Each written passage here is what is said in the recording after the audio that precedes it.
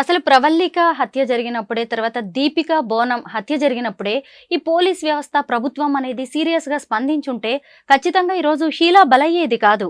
ఇవాళ మనం ఇంత దారుణంగా మాట్లాడుకోవాల్సిన పరిస్థితి వచ్చేది కాదు. కానీ ఇక్కడ కూడా వివక్ష కనిపిస్తోంది కదా! ఖచ్చితంగా కనిపిస్తుంది. అంటే ట్రాన్స్‌జెండర్ విషయాలు ఒక ఎంపతితో డీల్ చేయాలంటున్నారు. ఎగ్జాక్ట్. బట్ మేము కోరుకునేది ఎంపతి కాదు, సానుభూతి కాదు, సమానత్వము, స్వతంత్రము. సమానత్వం అని అంటే పక్కన కూర్చొని, ఇప్పుడు మనం కూర్చొని మాట్లాడుకుంటున్నట్టు, అదే విధంగా మేము చిన్నపిల్లలుగా ఉన్నప్పుడు మేము మగపిల్లగా ఉండి ఆడపిల్లగా ప్రవర్తించిన అలాంటి పిల్లలు స్కూల్లో ఉండనివ్వాలి, వాళ్ళు చదువుకొనివ్వాలి, చదువు పూర్తి చేయనివ్వాలి, ఉద్యోగాల్లో కూడా అలాంటి వాళ్ళు వచ్చినా పక్కన కూర్చొని ఇదంతా మనకి కళ్ళ ముందు ఒక అద్భుతమైన చిత్రం ఆవిష్కరిస్తుంది కదా. మనం అలా ఎందుకు విజువలైజ్ చేయలేకపోతున్నాం? ఎందుకు ద్వేషం వైపు వెళ్తున్నాం? ఎన్నో రిజర్వేషన్స్ ఉన్నాయి, వాళ్ళకి రిజర్వేషన్స్. అది ద్వేషం అనే దానికి కారణాలు కనుక్కొని ద్వేషం అనే దాన్ని తగ్గించడానికి, దాన్ని రివర్స్ చేయడానికి ఎన్నో పనులు చేయాలి. ముఖ్యంగా నేను ఇది చెప్తాను ఏంటంటే, ఎల్జిబిటీ కానీ ట్రాన్స్జెండర్ వాళ్ళ మధ్య పట్ల ద్వేషాన్ని తగ్గించడానికి వాళ్ళు పనిచేస్తే ఒక్కటే కుదరదు. అవతల ఉన్న వాళ్ళు, నాన్ ట్రాన్స్ ఎవరైతే ఉన్నారో, ఆడవాళ్ళు, మగవాళ్ళు ఎవరైతే ఉన్నారో వాళ్ళు పనిచేయాలి. ఎందుకంటే ఇది అక్కడి నుంచి వస్తుంది, మా నుంచి రావట్లేదు. అది యాక్చువల్గా సమాజంలో అవతల పౌర సమాజం నుంచి స్పందన ఉండాలి.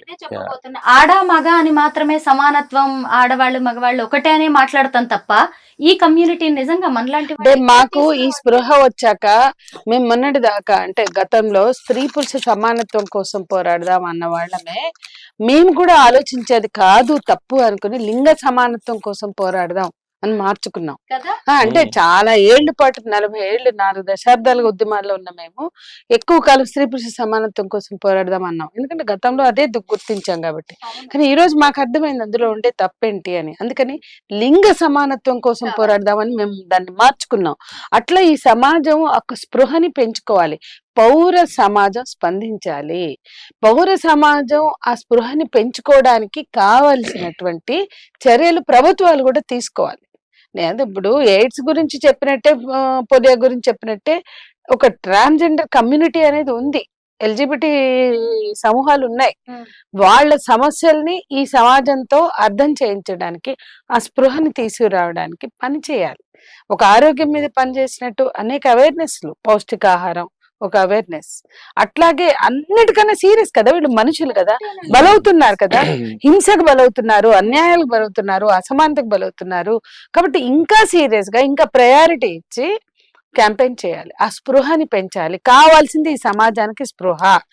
ఈ రాజకీయ నాయకులు అసెంబ్లీలో కూర్చొని మొన్న మేము చెంచు మహిళ మీద దాడికి వెళ్ళినప్పుడు అనుకోకుండా ఇన్స్పెక్టర్ చేతులు గాజులు తొడుక్కోలేదు అన్నాడు. ఏం మాట్లాడుతున్నావు అయ్యా, మేము అందరం వచ్చిన వాళ్ళం అంతా ఎవరము, నువ్వేం మాట్లాడుతున్నావు అంటే అతను వెంటనే, అంటే ఏమైందంటే అలవాటు అయిపోయింది. అతను తర్వాత వెంటనే ఫీల్ అయ్యాడు, తప్పనంగానే గుర్తించాడు. అంటే నేనేమంటున్నా అంటే ఈ కొజ్జా గాని ఇవన్నీ పౌరుషాలకి, వాళ్ళ పౌరుషాలు చాటుకోవడానికి, వాడికి ఉందో లేదో తెలియదు, వాడికి కెపాసిటీ ఉందో లేదో తెలియదు, ఏదైనా కానీ వాళ్ళు గొప్ప అనిపించుకోవడానికి, వాళ్ళ పౌరుషాలు చాటుకోవడానికి ఈ పదాలు వాడతారు. ఈ పదాల్లో కులమే కావచ్చండి, జెండరే కావచ్చు, అది స్త్రీలైనా ట్రాన్స్జెండర్లైనా జెండరే కావచ్చు. వాళ్ళ పౌరుషాలు చాటుకోవడానికి మేము ఆడోళ్ళం కాదనో, గాజులు తొడుక్కోలేదనో, కొజ్జాలం కాదనో ఈ భాషని వాడుతుంటే ఇంకా ఎప్పటికీ దేశంలో ఈ భాష తప్పు అనే స్పృహ కలుగుతుంది. మేము మాట్లాడుతుంటే కింద అవే భాషలు నడుస్తాయి ట్రోలింగ్స్ లో. ఎంతకాలం ఈ భాష, ఎంతకాలం ఈ భావజాలం అంటే మాకు ఒక్కొక్కసారి అనిపిస్తుంది, గర్వించాలా భారతీయతకి, మన సంస్కృతి కంటే ఈ భాషకి గర్వించాలా, ఈ భావజాలను గర్వించాలా? మీరు ఒకటి గమనించారా, లింగ నిర్ధారణ పరీక్షలు నేరం, అలాగే ఇంకా అనేక రకాలుగా ఇది నేరం అది నేరం అని చెప్తున్నాం మనం.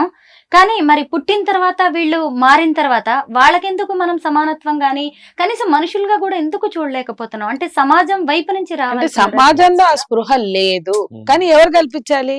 పాలకులు, ప్రభుత్వాలు కల్పించాలి. ఎందుకంటే పౌరులుగా వాళ్ళకి సమాన హక్కులు ఉన్నాయి. ఈ భూమి మీద పుట్టిన ప్రతి పౌరులకి, అరే వీళ్ళ జంతువులకే హక్కులు ఉన్నాయని మాట్లాడుతున్నారే. కొంతమంది ఉద్యమకారులు బయలుదేరారే, వీళ్ళు మనుషులు కదా, వీళ్ళకి లేవా పౌర హక్కులు? మనుషులుగా వీళ్ళకి సమానత్వం, సమాన హోదా అవసరం లేదా? గౌరవంతో జీవించే హక్కు లేదా? భద్రతతో జీవించే హక్కు లేదా? ఈ ప్రశ్న సమాజంకి వేయాలి, సమాజం నుంచి ప్రభుత్వాలకు రావాలి, ప్రభుత్వాల నుంచి సమాజం వైపుకి ఈ స్పృహ, ఈ ప్రశ్న వెళ్లాల్సిందే. అప్పుడే మనం మార్పుని ఆశించగలం. షీలా కేసులో మనము ఎంతకీ షీలా ట్రాన్స్జెండర్ అని మాట్లాడుతున్నాం కానీ అదొక ప్రాణం కదండి, మనిషి కదా. ఆమెను అంత చంపుతున్నప్పుడు నిజంగా సమాజం అంతా స్పందించాల్సిన విషయమే. ఇంకొకటి ఏంటంటే మనం మాట్లాడుకోవాల్సింది, ఒక అమ్మాయి వాళ్ళని తీసుకెళ్తుంటే ఇళ్ల కాడ నుంచి చుట్టుపక్కల ఇళ్లలో ఉన్నోళ్లే స్పందించరు. వాళ్ళు పౌరులు కాదా? పౌర సమాజం ఎందుకు స్పందించదండి? వాళ్ళ మీద ఎక్కడైనా అసలు మీ మీడియా డిస్కషన్ వల్ల ఒక్కటి జరిగినా చాలు, వాళ్ళ మీద ఎవరు దాడి చేస్తున్నా, ఎవరు అటాక్ చేస్తున్నా, వాళ్ళని డిస్క్రిమినేట్ చేస్తున్నా లేదా దౌర్జన్యం చేస్తున్నా ఆ చుట్టుపక్కల ఉన్న సమాజం కదలాలి, స్పందించాలి. ఆడవాళ్ళని కొడుతుంటే కూడా రారు, ఆ మూడు పెళ్ళాన్ని కొట్టుకుంటున్నారు అని రారు. అంటే ఈ ఆమోదమే చాలా డేంజరస్ అండి. ఇదంతా కూడా ఆమోదం. భర్త భార్యను కొడుతుంటే ఆమోదం, స్త్రీలను కొడుతుంటే ఆమోదం. ఆ రోడ్డు మీద ఇంత టక్కరై లొల్లైతే అందరు పోతారు, కానీ పెళ్ళాము చచ్చేటట్టు అరుస్తుంటే పోరు. సరే, అదన్నా ఇన్నేళ్ల పోరాటాల ద్వారా ఇందాక రచన చెప్పినట్టు కొంత వచ్చింది, ఇక వీళ్ళ మీద అసలే రాలేదు.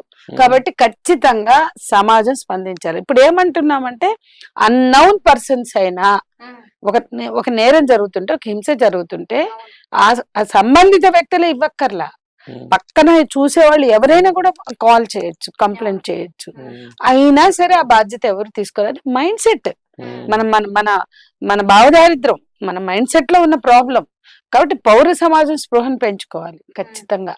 ప్రభుత్వాలు ఆ స్పృహను పెంచాలి, ప్రచారం చేయాలి. ఢిల్లీలో నిర్భయ రేప్ అండ్ మర్డర్ జరిగితే ఆ కేసు ఎంత సీరియస్ అయిందో మనం చూసాము. యావజ్జీవ శిక్షలు వేశారు, నిర్భయ చట్టం వచ్చింది. హైదరాబాద్ లో ఒక ప్రియాంక అనే అమ్మాయి మీద రేప్ అండ్ మర్డర్ జరిగితే దిశ చట్టం వచ్చింది. ఆ కేసులో ఉన్న వాళ్ళందరినీ కూడా ఎన్కౌంటర్ చేసేశారు. కానీ ట్రాన్స్జెండర్స్ విషయంలో ఎందుకు ఇలా జరగట్లేదు? కనీసం నిందితులకు కఠిన శిక్షలు కూడా పడట్లేదు.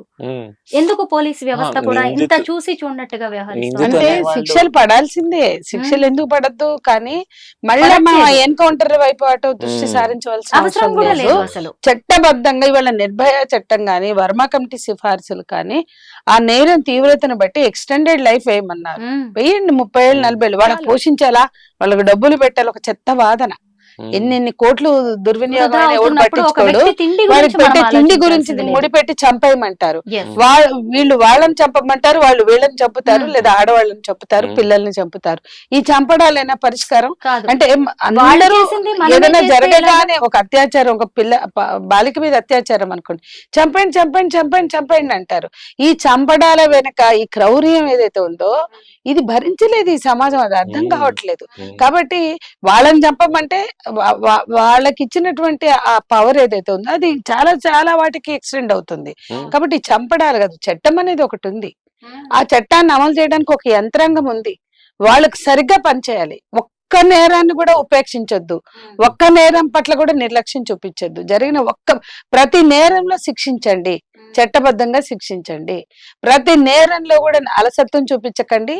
నేరస్తులు బడాబాబులైనా, రాజకీయ నాయకులైనా, పరపతి ఉన్న వాళ్ళైనా ఉపేక్షించకండి, వాళ్ళని పట్టుకుని శిక్షించండి. అప్పుడు ఖచ్చితంగా మరణ శిక్షలు లేని దేశాల్లో నేరాలు చాలా నిరోధించుకున్నారే.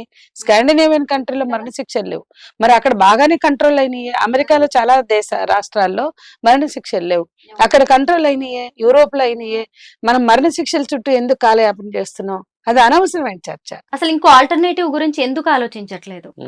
కఠిన శిక్షణ కావచ్చు, ఇంకేదైనా సమాజం నుంచి ఇంకా రావచ్చు కదా. మరణ శిక్ష తప్ప, ఎన్కౌంటర్ తప్ప ఇంకో ఆప్షనే లేదా? అసలు ఇంత జరుగుతుంటే, ఇంత దారుణాలు. ప్రవల్లిక మర్డర్ అయినప్పుడు కూడా మేము అంటే అది కూడా చాలా, ప్రవల్లిక మర్డర్ కూడా చాలా క్రూరంగా తల పగలగొట్టి చంపేశారు. ఎక్కడి నుంచో ఎల్లమ్మ బండ తీసుకొని పోయి కూకట్పల్లి నుంచి. అప్పటి నుంచి కూడా మేము అంటున్నాము ఏంటంటే, హింస మీద మాట్లాడండి, హింస మీద ఒక పాలసీ చట్టం తీసుకురండి. మీరు ఇప్పుడు అన్నట్టు దిశా చట్టం వచ్చింది, ఆ తర్వాత చాలా హింస, వ్యవస్థీకృతమైన హింస జరుగుతుంది ట్రాన్స్జెండర్ వాళ్ళ మీద, వాళ్ళ శరీరాల మీద. దాన్ని సైలెన్స్ లో, డార్క్నెస్ లో పెట్టేసి, అది జరగనట్టు ఇగ్నోర్ చేసేసి, తీరా ఆ కేసు వచ్చేటప్పటికి ఎక్కడో సెటిల్మెంట్ చేసుకొని మీరు వాపస్ తీసుకోండి అని చాలా ఇన్సిడెంట్స్ కూడా మేము చూసాం. ఇందాక నేను చెప్పినట్టు ఒకటే చెప్తాను, ఒకటి ప్రభుత్వం నిలబడాలి మాతోటి, ప్రజా ప్రచారం చేయాలి, వివక్షకి రహితమైన సమాజం కోసము. రెండోది ఏదైతే వర్బల్ అబ్యూస్ నుంచి హింసగా మారుతుందో, సంధ్యక్క చెప్పినట్టు మనకు కనపడేది ఈ రౌడీ గ్యాంగులు ఇవన్నీ ఉన్నారు, కనపడింది పార్ట్నర్షిప్ లో వెళ్ళి వాళ్ళతో ప్రేమిస్తున్నానని చెప్పి 2-3 సంవత్సరాలు ఉండి, నేను ఇటీవల కొన్ని కేసులు చూసాను. ఒక 10 మంది ఎక్కడ ప్రేమ దొరకదు వాళ్ళకి, వాళ్ళు వస్తారు ఆ టైంకి వచ్చేటప్పటికి వాళ్ళు నమ్మేస్తారు. ఒక 20 నుంచి 25 సంవత్సరాల మధ్య ఉన్నారు అందరు, ఒక 10 మంది ట్రాన్స్ మహిళలు. వాళ్ళు 10 నుంచి 25 లక్షల దాకా, 25 లక్షల దాకా వాళ్ళు అంటే రూపాయి అడుక్కొని గుళ్ళు అమ్ముకొని రోజు రాత్రి ఆ కష్టపడిన సొమ్మంతా వాళ్ళు తీసుకొని అదంతా అనుభవించి మళ్ళీ వెళ్ళి వేరే అమ్మాయిని పెళ్లి చేసుకో. అంటే ఒక భయం లేదు వీళ్ళతోటి. ఒక పార్ట్నర్షిప్ లో ఎంటర్ అయితే మనకు ఒక చట్టరీత్యా జవాబారి ఉంది అనేది లేదు అసలు యాక్చువల్ గా కదా.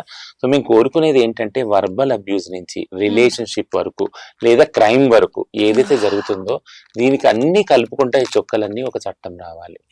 చట్టం వచ్చినప్పుడు ఒక ట్రాన్స్ మహిళను చూస్తే నేను ప్రేమించవచ్చు, దీని దగ్గర డబ్బులు ఉన్నాయి, ఇవన్నీ తీసుకోవటం అనే ఆలోచన కన్నా ముందు అమ్మో చట్టం ఊరుకోదు, నేను ఇలా శిక్షించబడతానేమో అనే భయం ఉంటా.